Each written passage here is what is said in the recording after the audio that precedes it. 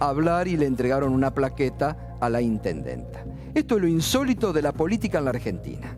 Es como yo digo, política a todos, a todos. Esta es la mediocridad de la política en la Argentina.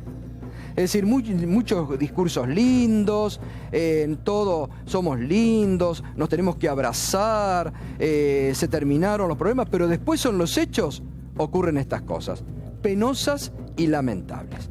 Bueno, vamos a arrancar. Alejandro Berkovich va a estar hablando porque justamente hoy el ministro de Hacienda, Pratgay, dijo que la inflación ya no importa en la Argentina, así que va a estar detallando qué otras cosas pueden importar en la Argentina de hoy. El hashtag con el que puede opinar y el que nos acompaña, inflación say no more. Con ese hashtag, inflación say no more, siguiendo la frase de Pratgay, nos puede acompañar. Lo vamos a escuchar, a ver qué decía hoy.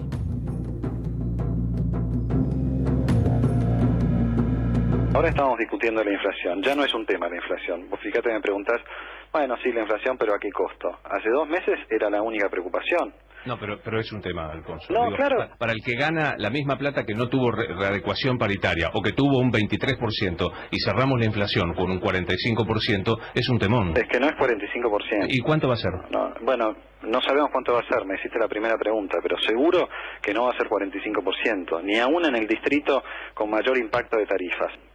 El empleo no cayó en el último año, y esto lo dice la encuesta permanente de hogares del INDEC. Sí es cierto que hay sectores que están con dificultades, por ejemplo la construcción, todos los sectores que están conectados, asociados a la demanda de Brasil, están pasándola muy mal. Nosotros somos muy conscientes de esto y vamos tomando medidas. No, yo no creo que esté mejor, lo que pasa es que podría estar mucho peor si nosotros no hubiéramos cambiado el rumbo, esta es la realidad, y creo que hay una gran mayoría de la gente que aún estando peor entiende que estas cosas había que hacerlas, si no hubiera votado lo mismo. No es tan amable cuando nos atacan por derecha, ¿no? Y muchos economistas nos dicen, bueno, pero ustedes no bajaron el déficit fiscal, tendrían que hacer un ajuste. Nosotros tomamos la decisión de no hacer el ajuste porque sabíamos la delicada situación social en la que arrancábamos. Bueno, la realidad indica otra cosa. La economía hoy está en recesión. Los datos del INDEC recientemente, el Observatorio Social de la Universidad Católica Argentina indica que muchas de las medidas adoptadas por este gobierno son las que han impactado negativamente en la creación de nuevos pobres en nuestro país. Es decir, la realidad un poco desmiente al ministro de Hacienda, Alfonso Pratgay. Además, todas las encuestadoras privadas, todas están dando una inflación interanual superior al 45%, ¿no? Me parece, Berco, ¿no? Sí, Gato, aproximadamente cerca del 45%. Algunas hablan del 43, 44 interanual, otras hasta del 47 interanual, pero indudablemente la inflación está por encima del 40, es muy superior a la del año pasado y le ganó a los sueldos en todas las paritarias, hasta en las mejores. Bueno, muy bien. El presidente Mauricio Macri estuvo en La Matanza, lo comentábamos, y allí estuvo haciendo críticas hacia algunos sectores de la sociedad. También chaqueño en este día que estamos un poco golpeados después de ayer, ¿no, chaqueño?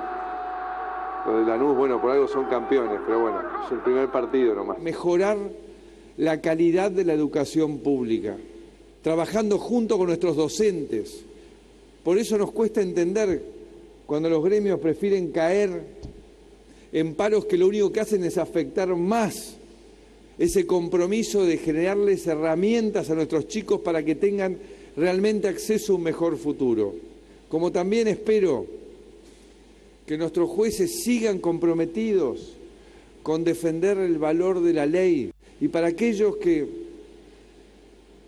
sigo viendo a diario enojados, queriendo pelear, confrontar, les quiero decir que necesitamos que todos nos demos la oportunidad, que pueden estar equivocados y que si la mayoría hemos decidido un cambio en democracia es porque creemos que hay un mejor futuro para todos y que el camino no es agredir, confrontar, el camino es escucharnos, es dialogar, es sumar. Bueno, esto es lo que decía Macri en La Matanza después de haber impedido a la anfitriona, a la intendenta local Verónica Magario, subir al estrado, ¿no? ¿Qué pasó, Roberto Feletti? Buenas noches. Buenas noches. Bueno, la verdad que, primero, la empresa Manaos es una empresa que se instala en el 2004 en el municipio, una empresa familiar chica que con toda la expansión del consumo que hubo en estos años, del 2004 hasta ahora, pudo crecer y desarrollarse, recibiendo apoyo del municipio, por supuesto.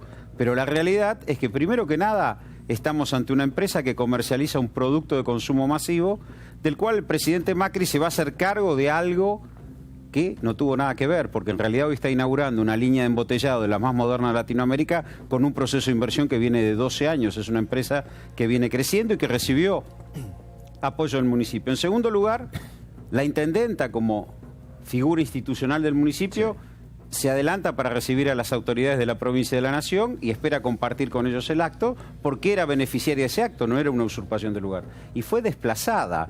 Quienes estaban usurpando en realidad el lugar era el presidente de la Nación y la gobernadora, no la intendenta, porque tuvo que ver con ese desarrollo. Ellos no tuvieron que ver con ese desarrollo. Es más, están aplicando políticas que están rompiendo ese desarrollo. Y el otro punto que me parece grave es que también estaba el presidente del principal partido de la oposición, Fernando Espinosa, que colaboró con la gobernadora para garantizar que se sancionara el presupuesto de la provincia. También era un gesto de diálogo y buena voluntad compartir un evento de conjuntos. Acá debió haber habido una muestra de voluntad política de mostrar unidad frente a un hecho que es positivo, como la inauguración de una línea de embotellado. Y tal es así que ahora, los dueños de la empresa tuvieron que reconocer a la intendenta por fuera de las autoridades nacionales y provinciales. Es verdad, según lo que me contaron, que desde la semana pasada ya la gente, el dueño de Manaos, le había comunicado a la intendenta que desde Presidencia no querían que la intendenta esté en el acto. Sí, yo no estuve en esos detalles, pero es posible. Pero digo, creo que acá lo que debe primar, me parece, es la institucionalidad. Bueno, sí, Verónica Magario está elegida por el pueblo, como está elegida la gobernadora Vidal, como está elegido el presidente Macri. Es un acto en el distrito de La Matanza, es una empresa privada que recibió el apoyo del municipio y que creció al calor de políticas que no son estas. Bueno, se comparte la inauguración. Ahora, lo sorprendente, lo que más sorprende de esto es el doble discurso. Un presidente que acaba de decir ¿por qué se pelean conmigo? Y él expulsa a la representante institucional del municipio donde va a ser el acto. Entonces, me parece que es muy contradictorio. ¿Y qué tuvo que hacer Manaos? El dueño de Manaos tuvo que hacer otro acto. Después, lamentablemente, y con una situación muy compleja, muy embarazosa, tuvo que hacer el acto luego que se retiraron la autoridad provincial y la autoridad nacional con la intendenta para entregarle la plaqueta, porque reconoce la labor del municipio de acompañamiento al desarrollo comercial e institucional de la empresa desde el punto de vista del Estado, que esperemos que lo reciba la gobernadora Vidal de ahora en más. Sí, totalmente. Esperemos que estos hechos no vuelvan a suceder, porque la verdad que no ayuda a la democracia. No, totalmente. Tiene que haber una convivencia de todo, sobre todo cuando se está inaugurando una fábrica que da trabajo a muchos en la República Argentina en el momento en que se necesitan, ¿no? Así que esperemos que estas cosas sean dejadas de lado. Bueno, durante el fin de semana se realizó una nueva marcha de la Resistencia, donde fue cerrada por el diputado nacional Máximo Kirchner.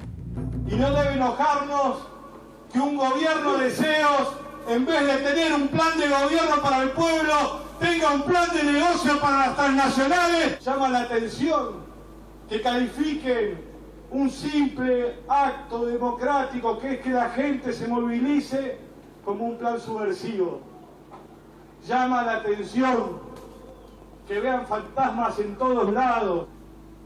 Este modelo económico es eso, es vacío, no tiene nada, es gélido y frío como la mirada del presidente.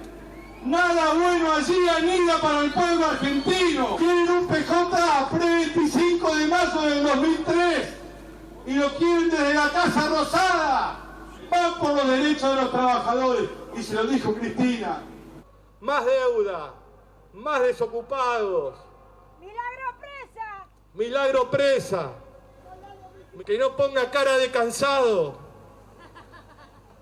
los días para Néstor eran de 30 horas, no de 24. Y que estamos dispuestos a ayudar. Nos ponemos la pechera y vamos a controlar los precios. Para nosotros no cambian los desafíos, gobierne quien gobierne. Que tenga claro que nosotros tenemos claro que primero está la patria. Bien, bueno, así cerraba durante el fin de semana el diputado nacional Máximo Kirchner esta nueva edición de la Marcha de la Resistencia en Plaza de Mayo. El viernes hubo una reunión nacional del PRO en San Juan, de los principales dirigentes. No estuvo el presidente, pero sí estuvo el presidente del partido, Gabriela Michetti, Marcos Peña, ministros y muchos referentes del PRO a lo largo y a lo ancho de la Argentina. Estuvo Durán Barba, que parece que ha vuelto a dar sobre todo estrategias y consejos de lo que tiene que ser de aquí en más y cómo tiene que ser la próxima campaña. Más que comités, dijo Durán Barba allí en San Juan, necesitamos manejar bien las redes sociales. Este es el principal consejo que dejó Durán Barba en la reunión del PRO, donde hubo algunos cuestionamientos a la ausencia de política por parte del gobierno. Algunos referentes del interior, sobre todo algunos referentes de Tucumán, cuestionaron justamente, adelante del jefe de gabinete Marcos Peña, la ausencia de política que algunos sectores del gobierno tienen. Y bueno, ustedes saben que el gobierno, sobre todo la jefatura de gabinete, mucho se manejan a través de las redes sociales y han creado varias secretarías y subsecretarías con ese objetivo. Muy bien, novedades económicas hoy, Berco. Sí, Gato, dos novedades que hacen mucho al bolsillo y a la vida cotidiana de los televidentes. Primero, un anticipo de minuto 1 del viernes. No sé si se acuerdan que hablamos de la góndola PYME. Bueno, hoy lo ratificó el ministro de Hacienda, Alfonso Pratgay. Esta semana el gobierno va a empezar a negociar con los supermercados la instrumentación de una góndola PYME. O sea, va a obligar a los supermercados a que destinen hasta el 20%, el 20% de sus superficies de venta a productos regionales fabricados por empresas de pequeño porte. Ahí está Francisco Cabrera, el ministro de la Producción, bajo cuya órbita trabaja la Secretaría de Comercio. Y la Secretaría de Comercio es la que va a lanzar esta medida, primero intentando negociar con las 5 cadenas de supermercados, pero luego, según lo que me habían dicho a mí las fuentes la semana pasada y que ratificó hoy el ministro de Hacienda, luego obligándolos. Hay un recálculo por parte del gobierno respecto de las medidas más liberales que habían tomado al principio para enfrentar la inflación. Por ejemplo, la apertura importadora. Ya les avisaron a muchos empresarios que van a apretar las clavijas de la importación para que no siga ocurriendo lo que ocurrió en este primer semestre, que hubo mucho reemplazo de producción nacional por importados.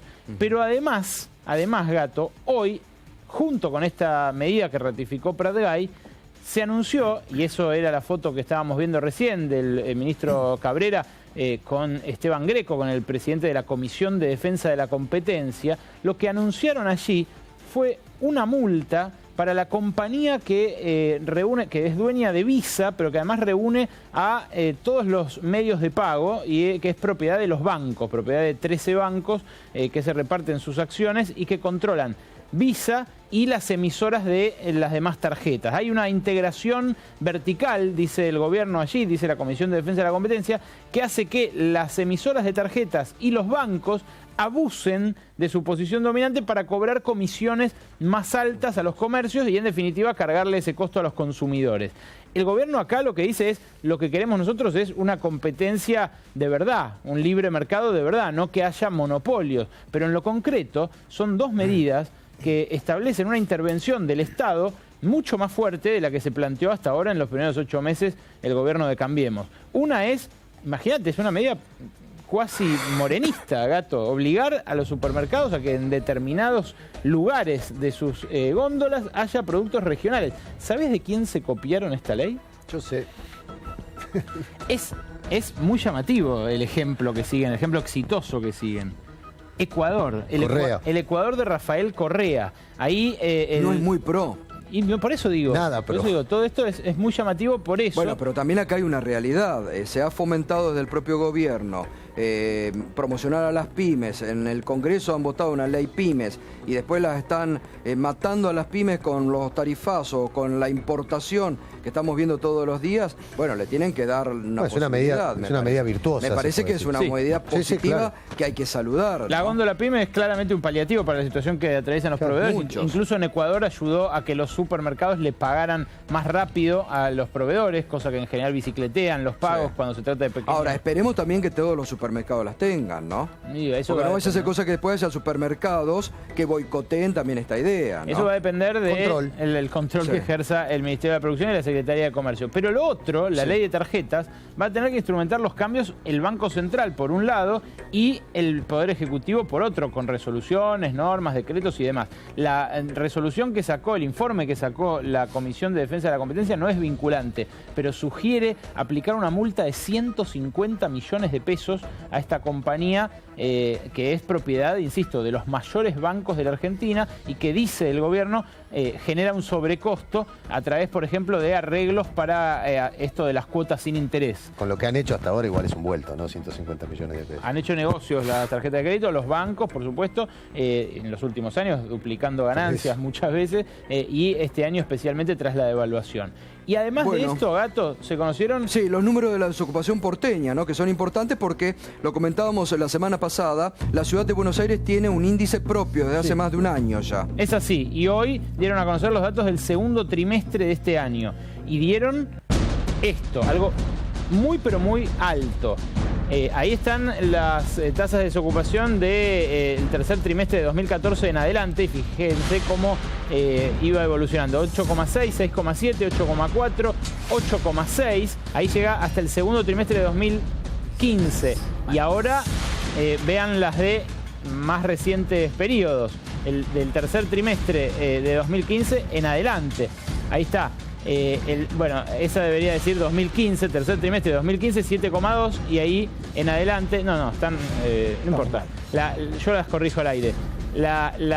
Estas son de 2015 en adelante. El primer trimestre de 2015 es 8,6 y el... 2016. Bueno, el aumento es de 8,6 a 10,5. Sacalo. Es 2015, 2015, 2016, 2016. Sí, se confundieron en el número, les pedimos disculpas. El aumento es desde el segundo trimestre del año pasado, 8,6, al segundo trimestre de este año, 10,5. Es un incremento de 1,9 puntos porcentuales. Es un incremento muy sensible que reconoce la propia Dirección de Estadísticas del gobierno porteño. Da cuenta de un aumento prácticamente en línea con lo que Claudio Lozano había recalculado respecto de la vieja serie del INDEC y la nueva. ¿Se acuerdan que el INDEC daba, para la última medición del gobierno anterior, daba 5,9% y eso aumentó a 9,3% a nivel país? Pero a nivel porteño, este aumento de casi 2 puntos es un aumento que ratifica que en realidad la mayor parte de esa suba de 5,9 a 9,3 es explicada por este gobierno y no por el dibujo de las estadísticas del anterior, que por supuesto las dibujaba, pero en definitiva influye más, según este análisis que hace la dirección porteña, la creación de nuevos desocupados en estos 8 meses de gobierno de Cambiemos. Bueno, muy bien. Una noticia que se acaba de conocer del ámbito de la justicia. El juez federal Luis Rodríguez citó para que declare como testigo al presidente de Shell Argentina, Teófilo Lacroce, en la causa en la que se investiga al ministro de Energía, Juan José Aranguren, por negociaciones incompatibles con la función pública por su doble calidad de accionista de Shell y de ministro de Energía del Gobierno Nacional. Usted sabe que Aranguren está denunciado, justamente, primero está denunciado por incompatibilidades en la función pública, por ser accionista de Shell y por ser justamente ministro de Energía. Pero además está denunciado de haber pagado sobreprecios en la importación de gas desde Chile. Ahora se le ha fijado fecha por parte de este juez Rodríguez para que Teófilo Lacroce, bajo juramento de decir la verdad, el próximo 8 de septiembre esté en su despacho y aportar, bueno, todo lo que sabe sobre las acciones de Aranguren en Shell y si realmente hay si está de los lados del mostrador Aranguren, ¿no? Si sigue actuando como accionista, favoreciendo a Shell, a su vez, ministro de Energía. Bueno, muy bien, ya lo presentamos a Roberto Feletti, también se ha sumado Orlando Ferreres. Buenas noches, Orlando, ¿cómo estás? Gracias por venir. Enseguida está llegando también Guillermo Nielsen y lo tenemos a Ricardo Delgado como subsecretario de Obra Pública del Ministerio de Interior. Ricardo, gracias por venir. Buenas noches, un gustazo. Un gusto. Aprovechamos que hablábamos recién de Prat Guy porque hace unos días, después del fallo de la Corte que suspendió el tarifazo, por allí dijo Prat Guy, bueno, si las tarifas no aumentan vamos a tener que suspender obra pública. ¿Esto es así? A ver, me parece que lo que tenemos que entender es que se ha recibido en materia de obra pública, de infraestructura en general, un desorden realmente muy grande. En particular, la mitad de las obras que estaban en ejecución durante el 2015 en nuestro Ministerio de Obras Públicas y Vivienda e Interior, que conduce Rogelio Frigerio, no habían recibido un solo pago el año pasado, en el gobierno anterior. O sea, la mitad, de más de 6.000 obras, la mitad no habían recibido un solo pago. Esto lo que hizo fue paralizar la obra pública, en particular a partir del mes de septiembre, octubre, y produjo, entre otras tantas cosas, una caída importante en el empleo de la construcción, que es, Gato, lo que el presidente y el ministro todos los días nos dicen: recuperen el empleo en la construcción. Para nosotros ese es el objetivo, te diría, central. Atrás, obviamente, del empleo está la actividad de la construcción. Sí, que ha caído mucho, ¿no? Cayó muchísimo, muchísimo. Este primer semestre fue muy duro, pero ya venía cayendo antes. O sea, cuando uno mira los indicadores del año pasado, ya venía la caída de la obra pública, como te digo, era marcada. Yo creo que el punto central es ahora, ya una vez solucionados problemas administrativos, pagos que se hacían sin las certificaciones de obra correspondientes, avances financieros muy superiores a los avances físicos de las obras. En viviendas se ve que hay obras que estaban en un 10, un 20% y se habían pagado más del 50%, casos que todos obviamente van a ir a la justicia. Una vez solucionado eso, que ya estamos en condiciones de ejecutar el presupuesto que el Congreso Nacional sancionó para este año, que sumado no solamente nuestro ministerio, sino también Transporte y Energía, supera los 200.000 millones de pesos, y sobre todo poner hacia el 2017 una batería de instrumentos, no solamente obra pública. Pero no se va a ver afectado entonces ese presupuesto por este tema del rechazo por parte de la Corte de las tarifas, del aumento. No, yo te diría que no, que se están buscando fuentes alternativas, vías alternativas de financiamiento. ¿Cuáles serían esas fuentes alternativas? Bueno, una de las fuentes alternativas es hacer eficiente algunos gastos que se venían, digamos, desarrollando mal en otras áreas y, digamos, trasladarlos a la obra pública, pasar lo que es gasto corriente a gasto de capital. Ese es uno de los temas.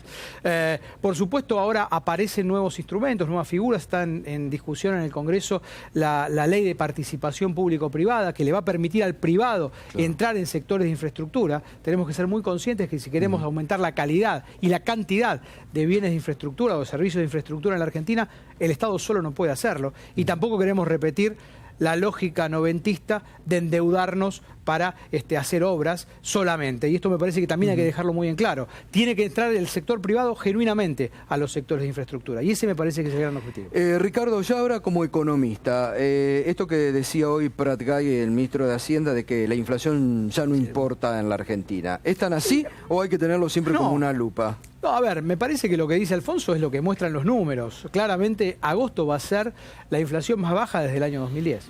Esto me parece que hay que tenerlo muy en claro. Podemos después discutir las razones, pero a partir de agosto la inflación va a dejar de ser un problema sensible y del día a día de los argentinos. Pero las razones, problemas. no son una cuestión menor, digamos, ¿no? No, bueno, a ver, Mariano, claramente si lo que se hizo es un problema. Bueno, a ver, la recesión viene desde hace 4 años. Claro. Este año claramente se profundizó, sobre todo en el primer semestre, está claro eso. A ver, salido del cepo, haber negociado, cerrado el capítulo triste de la deuda con los holdouts y demás, y algunas cuestiones que se podrían haber hecho mejor, absolutamente, y lo hemos admitido. Claro. El tema del tarifazo, del ajuste de tarifas, que el gobierno anterior ya había hecho, también hay que decirlo, en particular en el precio del gas, implican una caída de la actividad económica y sobre todo del salario real y del consumo, que es lo que tenemos que recuperar a partir de ahora. Si baja la inflación, Mariano, Gustavo, el consumo, el mercado interno, que es tan importante, y el empleo va a volver a recuperarse. Y me parece que es la gran enseñanza que tenemos que tener. Por supuesto que hay que seguir trabajando en una enorme cantidad de cuestiones que seguramente vamos a discutir después. Bien, también lo estoy saludando a Guillermo Nielsen, que se suma esta noche. Gracias, Guillermo, por venir. Buenas noches. La verdad que hoy tenemos un muy buen panel para tomar examen a la economía de Macri. Orlando, ¿ya no importa la inflación en la Argentina, como dijo hoy Prat Gay? Bueno, habría que ver. Él también dijo que iba a ser de 20, sí, 25, y a lo sumo 25. Claro. No, dijo 20 o a lo sumo 25. Exacto. Ahora estamos en 46. Ahora, aparentemente, este mes, con la reestructuración de tarifas que habían aumentado, no tanto aumentaron, sino que, digamos, hay gente que se opone a que se cobre el costo de la tarifa a la gente, aunque no sea el total. Entonces eso se retrotrae unos meses y después se va a ocurrir también, se va a poder pagar por el costo que tienen las cosas. Eso va a liberar fondos para hacer obra pública y ocupar gente, que es, digamos, la fuente básica de mover la economía en épocas que son recesivas. La recesión de este año va a ser de 1, 1,5, por ahí, en ese rango. Para acá también había dicho que iba a subir 0,8, ahora ya cambió para menos 0, 1,5. Él también se apura un poco a hablar, y bueno, es conveniente que hable, pero yo diría que no se apure tanto. Que no tire manteca al techo, que por otra parte falta. No tire manteca al techo. Este mes es el peor, falta, digamos, de todos. Claro. En actividad económica, en el PBI, en la producción industrial. ¿Cómo le dieron los números que el otro día escuché que habían dado ustedes? Mal, los números? Muy mal. Tanto la producción industrial cayó como 5 y pico, 6, y el PBI también más o menos lo mismo en este mes. En el promedio viene cayendo 1,2, 1,3, o sea, en 7 meses. Pero a partir de ahora va a mejorar un poco. Entonces el promedio del año puede quedar en lo que está ahora. Pero no es una gran recesión, 1,2. Claro. Es poca, digamos, en mi opinión. Ahora seguimos. Guillermo, buenas noches. ¿Ya no hay que preocuparse más por la inflación en la Argentina? Yo creo que en Argentina siempre hay que preocuparse por la inflación. Siempre. Son contados los periodos en que no tuvimos una inflación elevada, sobre todo en los últimos años, ¿no? Pero no solo en los últimos años. Los que tenemos ya cierta edad hemos vivido más de una hiperinflación, o sea, obviamente hay cambios importantes. A mí me parece que hay un trabajo sobresaliente en materia de política monetaria y eso ayuda a contener. Lamentablemente en lo fiscal no se ven avances muy fuertes. Creo que el déficit de este año va a ser mayor que el del año pasado y eso no ayuda, ¿no es cierto? Es una cosa que me parece que entre la historia que tenemos los argentinos, donde absolutamente estamos siempre con comportamientos defensivos de la inflación que generan más inflación, y una macro que no está todavía en equilibrio, yo no creo que sea para festejar. Ojalá suceda, pero yo no lo creo. Roberto. Yo creo que el gobierno ha producido un ajuste muy fuerte que le está erosionando políticamente, digo, al gobierno, pero lo más grave es que ese ajuste no ha servido para corregir los desequilibrios macroeconómicos, sino para agravarlos. Recién decía Guillermo el déficit fiscal. Si tomamos, y esto es información de la Secretaría de Hacienda, el resultado primario al 31 de julio de este año es un 37% mayor que el del año pasado. O sea, nosotros teníamos, nuestro gobierno, 107.000 millones de pesos de déficit, hoy hay 147.000 millones de pesos de déficit en el mismo periodo. Y el sector externo... con inflación. Y el sector externo... Le dijo con inflación. Con inflación. No comparemos peras con manzanas. Tenemos una economía con inflación, digamos. Tenemos que ver los números lo que veo acá, ¿no?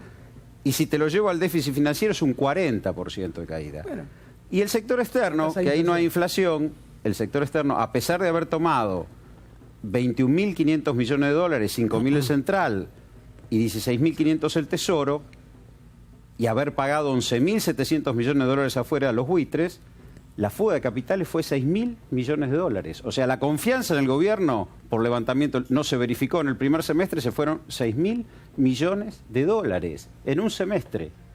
O sea que tenemos un déficit más grande y mayor fuga de capitales. Y mientras tanto, trepó la desocupación. Perdón, pues yo te escuché, Ricardo, tranquilo. Perdón. Trepó la desocupación, por eso el ministro dice la inflación no es un problema. En el 95 teníamos menos inflación que Japón y la desocupación era el 18,5. Ese es es la muestra. Siempre es inversa la desocupación con la inflación, evidentemente hay una apuesta. Ahora, lo más grave, lo que a mí más me preocupa, y ahí yo voy a compartir con Guillermo algo que dijo, es que la única política que están llevando adelante es Sturzenegger absorbiendo los pesos excedentes y manteniendo una tasa alta que ahora la ha bajado a 29, pero arrancó con el 38. Entonces, ¿hasta dónde van a seguir con el precio que le pagan al ahorrista porque se quede en pesos? Mientras tanto hay una fuga de 6.000 millones de dólares y mientras tanto hay un déficit fiscal que es creciente. Esto es lo que yo veo. Bueno, me parece que... Ricardo. A ver, podemos coincidir en algunas cuestiones vinculadas a que ha sido un primer semestre difícil, de vuelta, producto de el desaguisado macroeconómico que se recibió. Esto hay que decirlo con toda claridad y seguramente Guillermo y Orlando van a coincidir conmigo. De hecho, la Argentina se había quedado sin dólares. La Argentina tenía un tipo de cambio que no era el tipo de cambio en el cual se podían hacer transacciones. La salida del cepo fue absolutamente sin trauma, absolutamente sin trauma. La Argentina no se quedó, no hubo una corrida cambiaria como muchos presagiaban. Se terminó, como decía antes, la triste historia de la deuda en default que teníamos con los buitres y con toda esa serie de acreedores internacionales que son absolutamente despreciables, pero que había que resolver el problema. La Argentina vuelve al mundo. Este me parece que es el primer dato. Cuando uno trabaja con los números hay que mirarlos bien, digo, porque cuando uno dice que aumentó 37% el déficit, aumentó el 37% nominal el déficit. Digo, que la inflación en la Argentina es del torno del 40%, con lo cual, digo, podemos en todo caso tener el mismo déficit que el año pasado, digo, no, bueno, pero no digamos que el déficit aumentó un 37% porque la gente no entiende estas sutilezas y todos somos economistas acá, sí, aumentó. Es información de la Secretaría de Hacienda. En términos nominales, en términos, Roberto, vos sos economista tanto como yo. Hablemos con propiedad. Primero. Segundo, me parece importante... Es más alto en términos de PBI, si querés medirlo así, con un PBI que cae, más déficit es más alto en términos de PBI. Es un PBI que cae en el margen también, digo. Insisto, este cambio macroeconómico que se está dando en la Argentina se da, como decía Orlando, con una recesión bastante moderada, que no es saludable ni hay que festejarla, sin duda. A nadie le gusta tener recesión. Nosotros no somos los ogros que venimos a ajustar a la economía.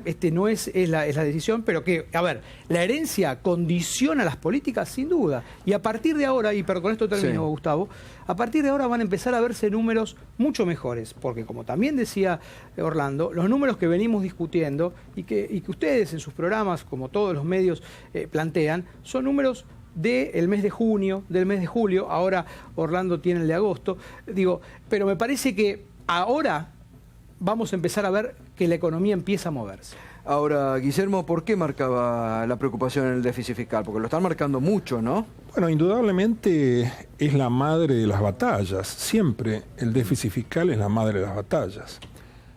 Creo que no sirve tomarlo ligeramente porque ese déficit es financiable. Cualquier endeudamiento hoy significa mayores impuestos mañana. Y el punto de partida que tenemos es de la más alta presión impositiva en muchas décadas. Entonces, creo que no hay sustituto para la necesaria retracción del gasto público. Aquí, para solucionar este problema, necesitamos bajar el gasto público. Que sea financiable es patear la pelota para adelante. Así que desde ese punto de vista, creo que hay una situación que lamentablemente tarda en equilibrarse. Dicho esto, creo que hay que poner estas afirmaciones en un contexto. Aquí se está pasando de una economía chavista a una economía de mercado. O sea, no es solamente un cambio en la contención macro desde lo fiscal y lo monetario. Acá lo que se pretende es un cambio estructural, y un cambio estructural importante, que sean los precios los indicadores para las inversiones. Y eso es una batalla que está librándose. Lamentablemente creo que esta cuestión con las tarifas, las idas y vueltas, el rol de la Corte en todo esto, el fallo de la Corte, me parece que en esa dimensión hay un año prácticamente perdido, va a haber un año perdido, ¿no?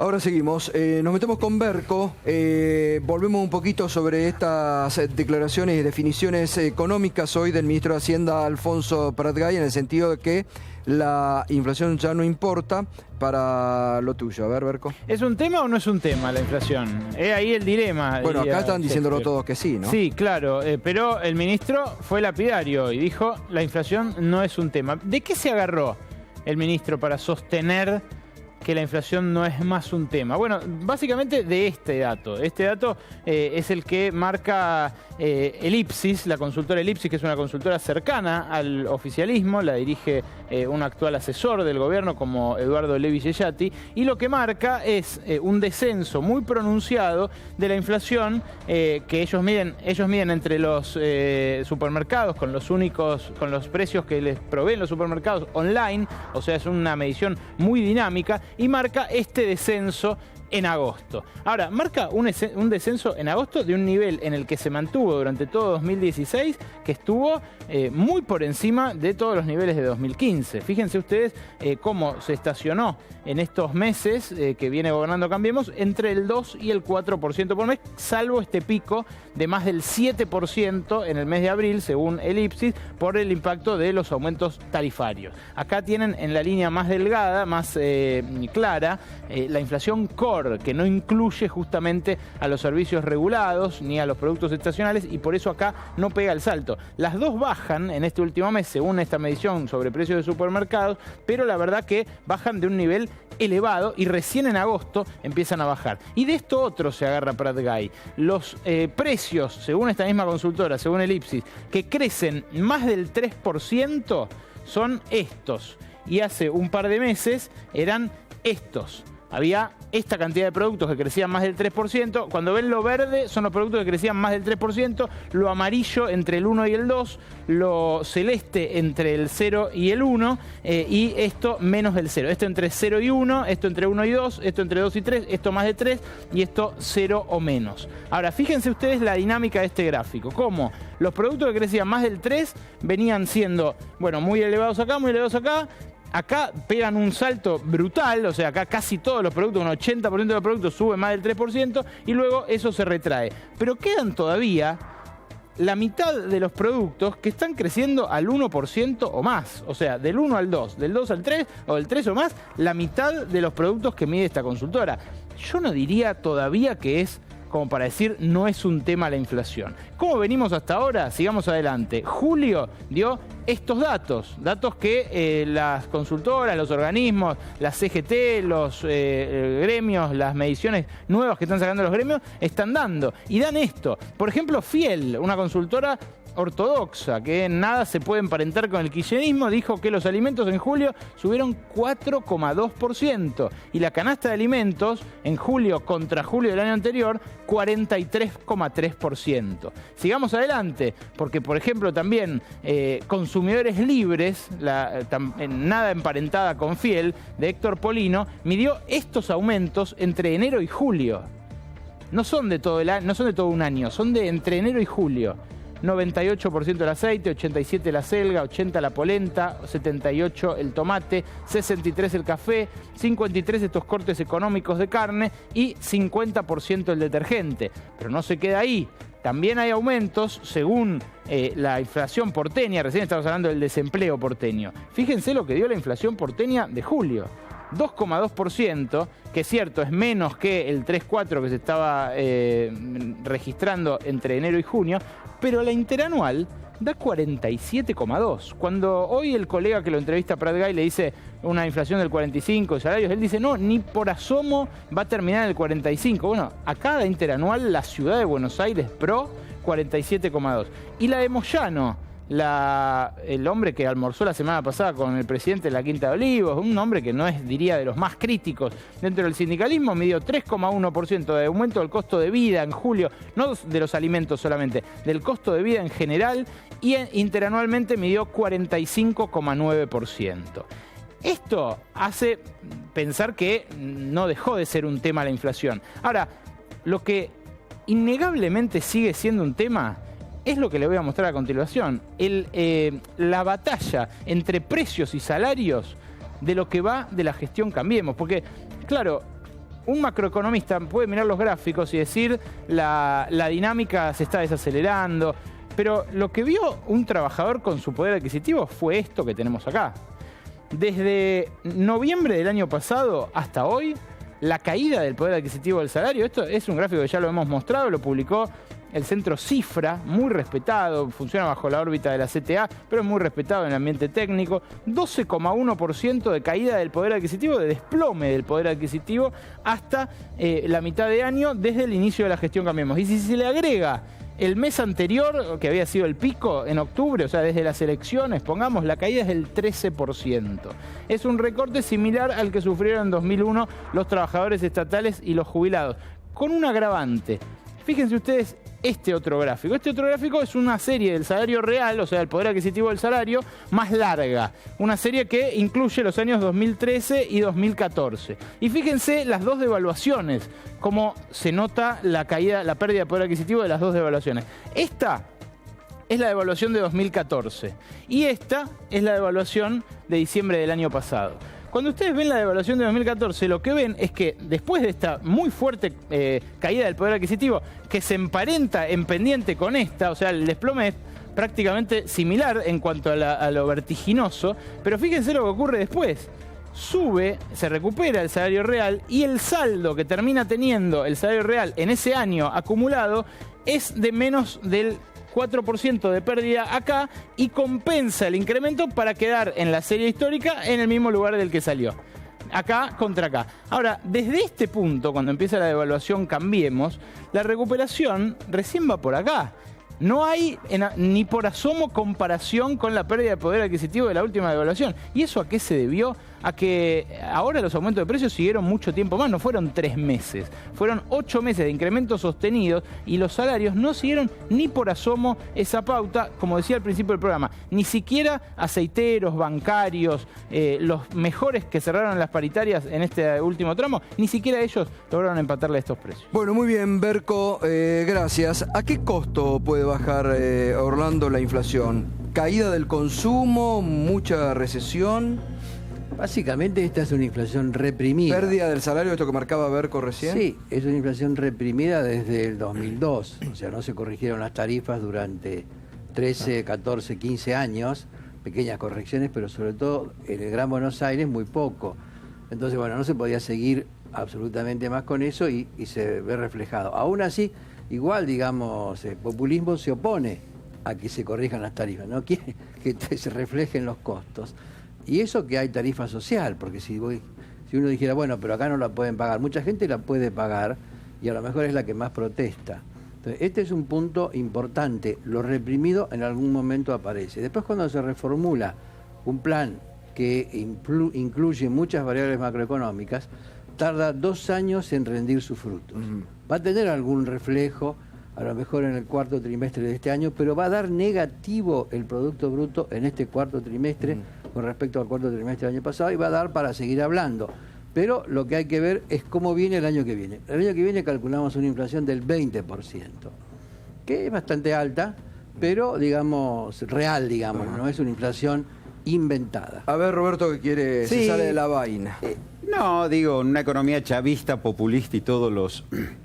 Nunca se agolpó una multitud en la Plaza de Mayo a manotear una manzana, ni los productores a regalarla, ¿no?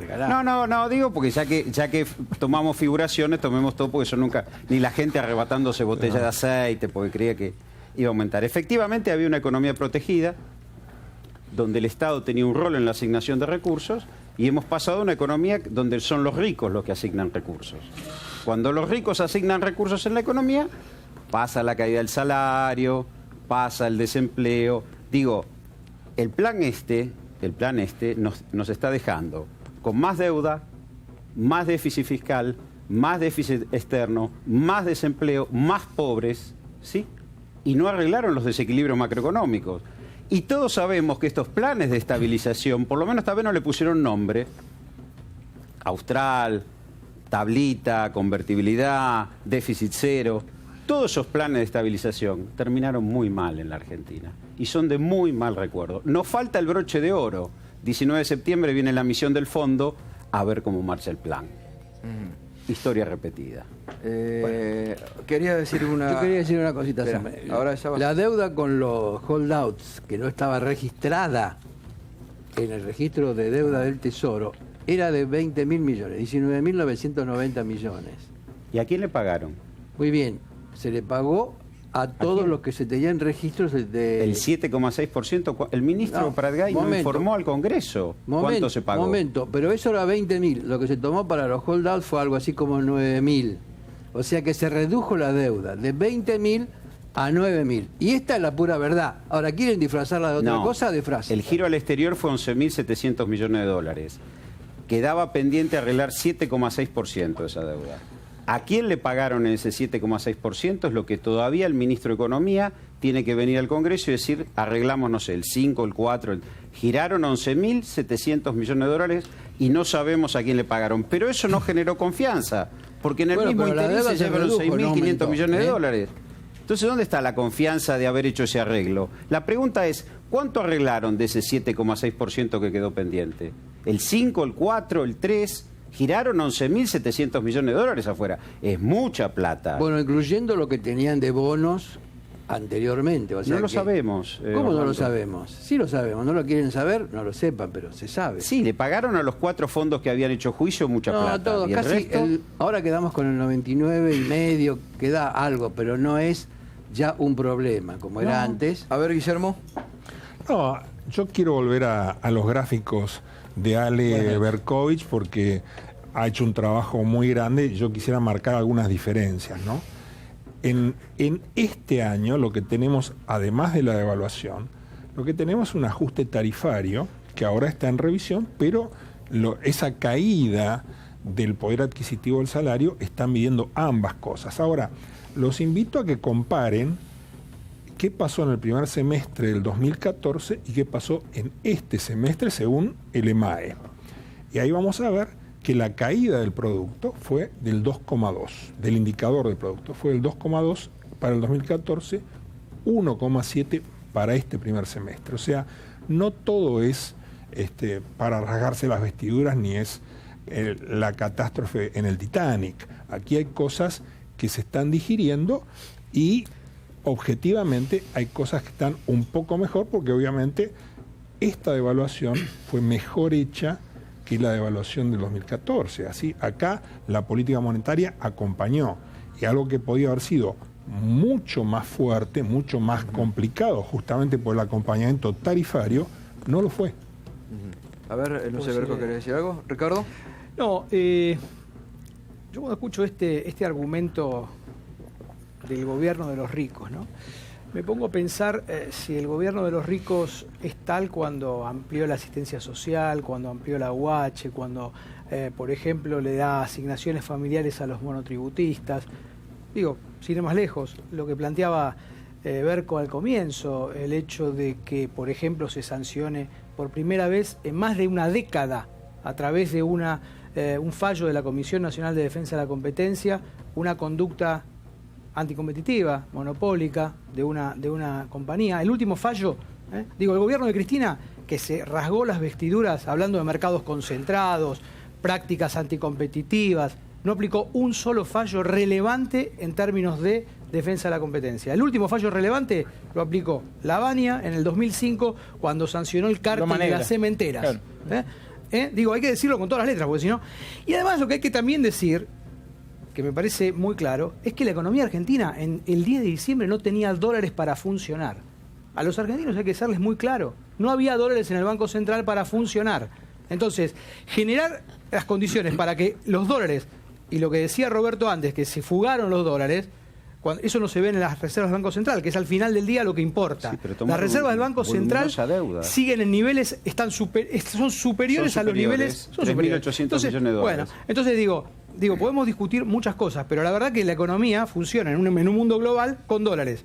No podés exportar, importar, operar sin divisas. Entonces, esto también hay que dejarlo muy en claro. Y esto lo hizo el supuesto gobierno de los ricos. Ningún gobierno devaluó y bajó retenciones al mismo tiempo, ¿no? No hay registro. ¿Me permitís, Roberto, un minuto? Sí, ya venimos, hacemos una pausa, está muy interesante el debate. Hoy, con los cuatro, le estamos tomando examen a la economía de Mauricio Macri. Ya volvemos.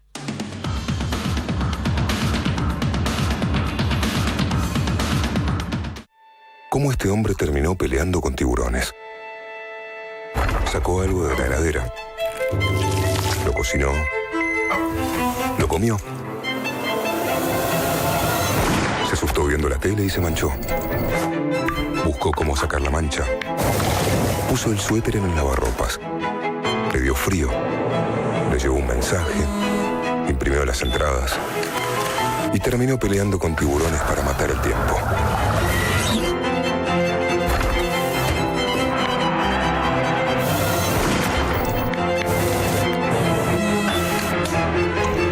Todo está conectado para que tu vida sea más simple. Samsung. Si el tránsito lento se vuelve un problema, probá el nuevo Laxuave Balance, una solución diferente que actúa aumentando la cantidad de agua en el intestino. Una alternativa simple, previsible y eficaz. Ahora también disponible en prácticos sabores. Laxuave Balance es de venta libre, no tiene azúcar ni sabor. Es tan simple como tomar agua.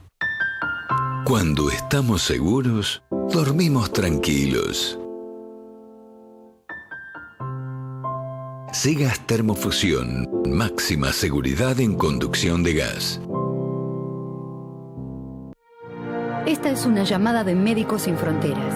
Necesitamos tu ayuda para seguir salvando vidas en desastres naturales, conflictos armados, hambrunas y epidemias. Asociate llamando al 0810-333-1111 o ingresa ahora a nuestra web. Tu aporte de 4 pesos por día durante un año equivale a vacunar a 318 niños contra el sarampión o enviar un kit médico de emergencia para 214 personas. Todo esto es posible gracias a gente como vos. Asociate ahora a Médicos Sin Fronteras, llamando al número en pantalla. Asociate ahora. Tu ayuda salva vidas. No hay nada más lindo que ver a tus hijos felices. Por eso yo elijo fideos Marolio, que le dan sabor y frescura a las alegrías de todos los días.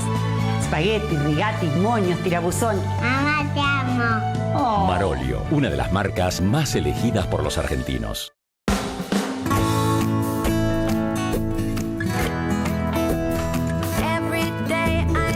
Canciller te presenta sus nuevos varietales, porque la vida es todos los días.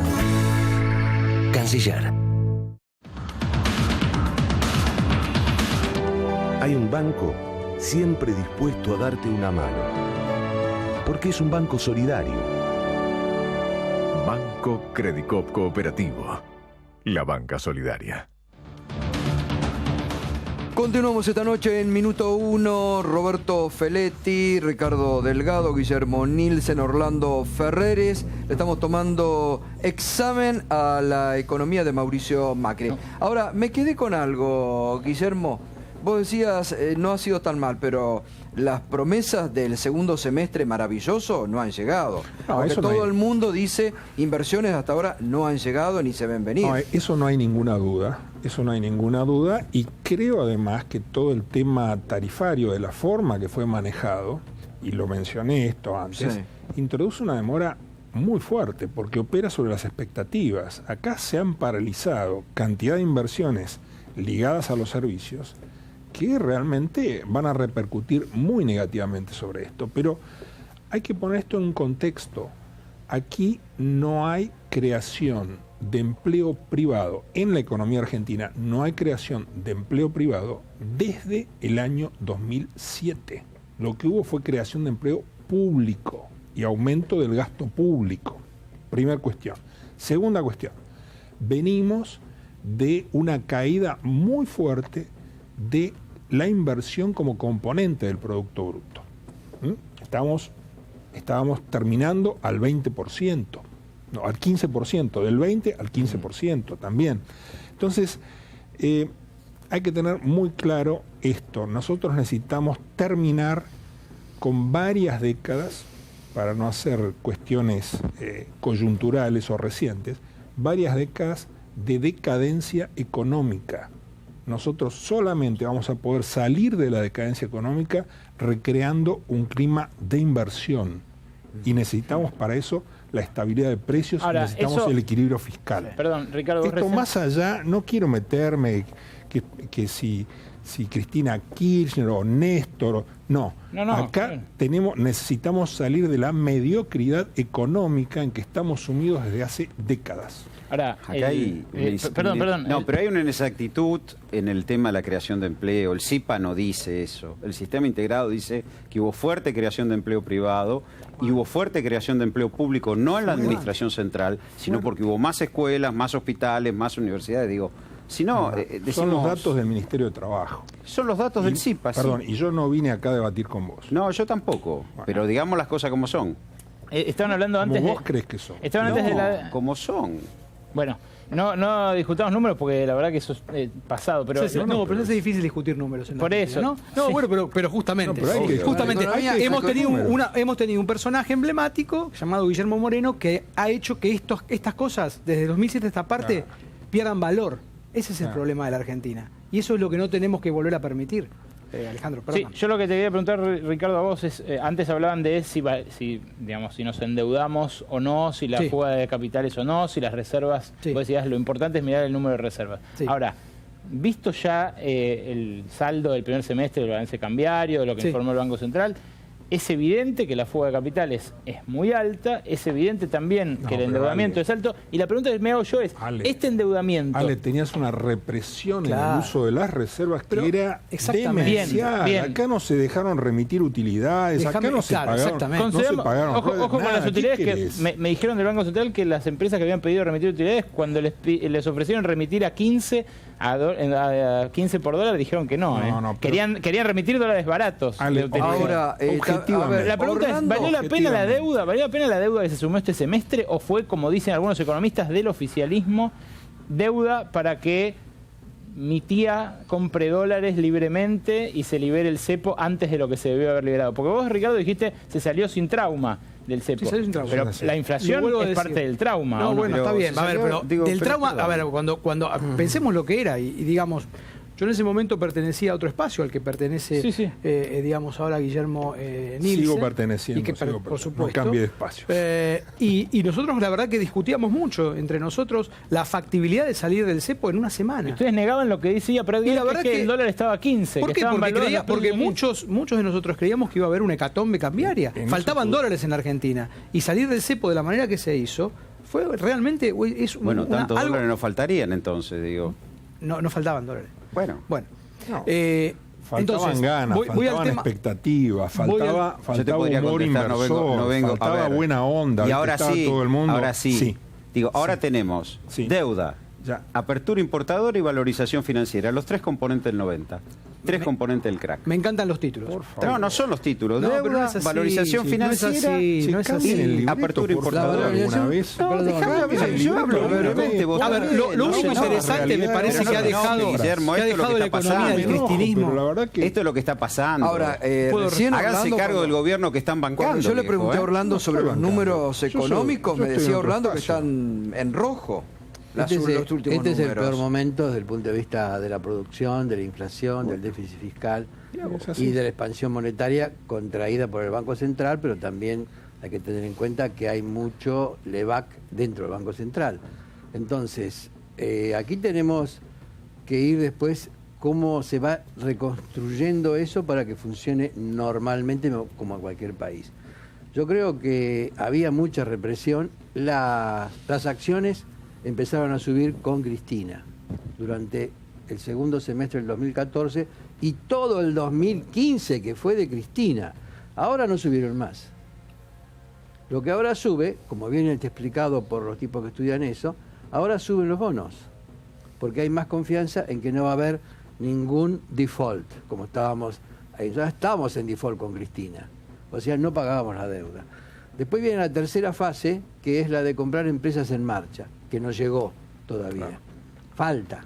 Las empresas argentinas valen 5 veces las ganancias antes de impuestos e intereses, y en Chile, en Perú valen 10 veces, más o menos. En Brasil valen 8 a 9 veces, y acá valen 4,5. Y recién después de que nos compren nuestras empresas viene la creación de nuevas empresas. Después viene la cuarta parte, que son las inversiones en expansión. ¿Llegará eso? Roja, no hagan la de Caperucita No, bueno, yo le estoy diciendo lo que está previsto. Ahora, yo lo que estoy diciendo está previsto, pará. Han tomado han abierto las importaciones. Sí, estamos en buena hora. Si estamos hablando de mosquitos, en lugar de ver, digamos, pero esto que está hablando Orlando Ferrer en el uso de la palabra. Son las 4 fases que se estudian en los libros. O sea, ustedes tienen que leer los libros también. Porque si no leen los libros, ¿qué hacemos? Pero esas fases se estuvieron presentes en los 90. Yo les digo eso, para no seguir discutiendo. Claro. Ahora, estamos en la segunda fase de los bonos. Es eso. ¿Qué quieren? ¿Discutir la segunda fase a los libros? No, yo no lo discutiría. Me parece que, digamos, el macrismo fue un poco optimista al decir que, bueno, ya no va a haber inflación, va a ser del 20. Me pareció demasiado exagerado. Ahora se ve eso, digamos. Pero también es cierto que lo van a lograr el año que viene. O sea que llevan un periodo de atraso. O sea que para usted estamos mal, pero vamos bien. Nosotros... Uy, eso también me hace acordar. No, le pregunto yo diría que sí, vamos a decir así. Es el peor momento, como dije. Es el peor momento, pero vamos a estar mucho mejor. Yo estoy diciendo, pero yo le estoy preguntando. Yo le estoy preguntando. Guillermo, le estoy preguntando. No, está bien. Incorporó el término chavista, fuiste vos. Pero usted habló de chavismo. Yo le estoy preguntando. Yo te dije lo siguiente. Estamos en el peor momento, vamos a estar mucho mejor. Y la gente se va a ir dando vuelta para este lado. Entonces, eso es lo que hay que mirar. Ahora, ustedes están con el pasado. Ese es el problema que yo veo. Estar con el pasado es muy feo. Querés retrotraer el pasado. ¿Pero qué pasado? ¿De qué pasado estamos hablando? Vamos hacia el pasado. Claro. Este es lo que yo acabo de decir. Ustedes están con el pasado, ese es el problema. Viene la misión del fondo, tomamos deuda, hay fuga de capitales. Perdón. Yo encabecé las 2 negociaciones de los últimos stand-by con el Fondo Monetario Internacional. Sí. A mí me parece muy bien que vuelva al Fondo Monetario Internacional, porque forma parte de la normalidad. A los argentinos no les fue bien cada vez que pero digamos Guillermo, digamos aparte a que vienen. Digamos, cada vez que espera, Roberto, aclaremos bien a qué viene. Aclaremos bien a qué viene la misión del gobierno. No, pero Roberto, quiero hablar del tema. Es un gobierno que devaluó y bajó las retenciones al mismo tiempo. Produjo una transferencia de ingreso monumental. Dicen, levantamos el cepo y no pasó nada. La tasa de interés fue al 38%. Hubo una estampida inflacionaria y aumenta el desempleo. ¿Qué quieren que pase? Tengo que hacer una nueva pausa y tenemos 15 minutos después para debatir libremente. Última pausa y ya volvemos 15 minutos.